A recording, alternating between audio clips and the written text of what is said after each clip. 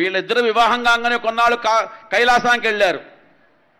సరే, ఆవిడ కూడా చాలా చల్లగా ఉంటుంది, హైదరాబాద్ చాలా వేడిగా ఉంది, ఇక్కడ కంటే బాగా చల్లగా ఉంటుంది కదా, ఆయనతో పాటు పుష్పక విమానం ఎక్కి అమాంతం కైలాసం వెళ్ళింది.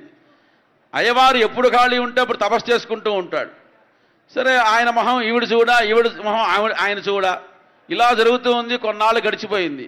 సరే, కొన్నాళ్ళు అయిన తర్వాత అమ్మవారు అడిగిందిట, నాయనా మన స్వామి మన ఇద్దరం ఇక్కడే ఉంటే లాభం ఏంటి, మనం భూలోకానికి వెళ్దాం. సరే, ఎక్కడికి వెళ్దాం? సరే, ఆలోచించారు. చివరికి కాశీ వెళ్ళి ఉందామని నిర్ణయించుకున్నారు. సరే, కాశీకి వచ్చారండి. వచ్చేటప్పుడు ఓ మాట అన్నారు, ఇన్నాళ్ళు మన ఇద్దరమే ఉన్నాం, మన మధ్య గొడవ పెట్టేవాళ్ళు లేడు, ఎవరి సమస్యలు మనకు లేవు, కానీ భూలోకానికి వెళ్తున్నాం, అనేక సమస్యలు ఉంటాయి, అన్నిటినీ మనం ఎదుర్కోవాలి.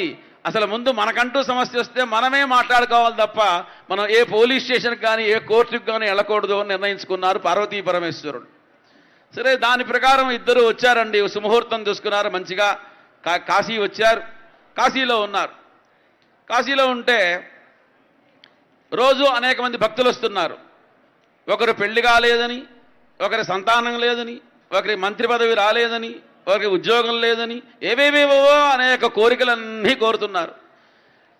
ఆయన ఏమీ మాట్లాడట్లా.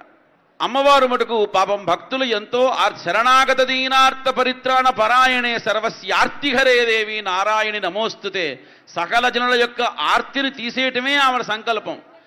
అయ్యో, ఇంతమంది వస్తున్నారు, అడుగుతున్నారు, మరి నా పతి ఏమో అన్నీ వింటున్నాడు, ఏమీ మాట్లాడట్లేదు, భర్తకి చెప్పకుండా నేనేం చెయ్యాలి అని పాపం ఆవిడ రోజు బాధపడుతూ ఉండేది.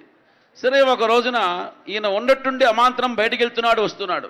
పోనీ చెప్పి వెళ్తున్నా అంటే చెప్పకుండా వెళ్తున్నాడు. అది చాలా బాధగా ఉంది.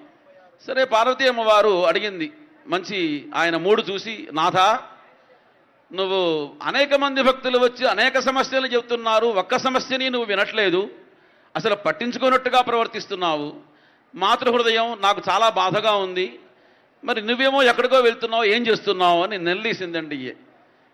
స్వామి అన్నాడు, ఏదోలే, నాకు కొన్ని పర్సనల్ ప్రాబ్లమ్స్ ఉన్నాయి, నువ్వు అడగకూడదు, నేను చెప్పకూడదు అన్నాడు.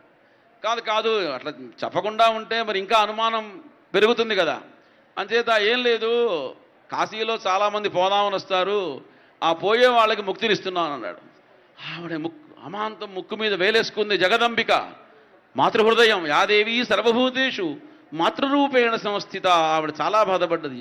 అరే, పోయే వాళ్ళకి గురించి, ముక్తి గురించి ఆలోచిస్తున్నాడు, ఉన్నవాడు అన్నమో రామచంద్ర అంటాడు, పిల్లలో రామచంద్ర అంటాడు, వీళ్ళ గురించి పట్టించుకోడు, ఇదేమి అని ఆవిడ వెంటనే నిర్ణయానికి వచ్చింది. అనేక మంది వచ్చి అడుగుతుంటే వాళ్ళ సమస్యలు తీర్చకుండా నువ్వు పోయే వాళ్ళ సమస్యలు తీరుస్తున్నావు, కాబట్టి ఇక నుంచి నేను నీతో ఉండటం మంచిది కాదేమో అనిపిస్తుంది, నా దగ్గరికి ఎవరు వస్తే వాళ్ళు ఏది అడిగితే అది నేను ఇద్దామని నిర్ణయించుకున్నాను, నీ ఇష్టం, నువ్వు ముక్తినిస్తావో నువ్వు ముక్తినే ఇవ్వు, నేను భుక్తినిస్తాను అని. కాశీలో అప్పటి నుంచి అన్నపూర్ణ అమ్మవారు వేరుగా ఉంటుంది. మిగతా చోట్ల అందరూ కలిసి ఉంటారు, కానీ ఒక్క కాశీలో అన్నపూర్ణ అమ్మవారు వేరుగా ఉంటుంది, అయ్యవారు వేరుగా ఉంటారు.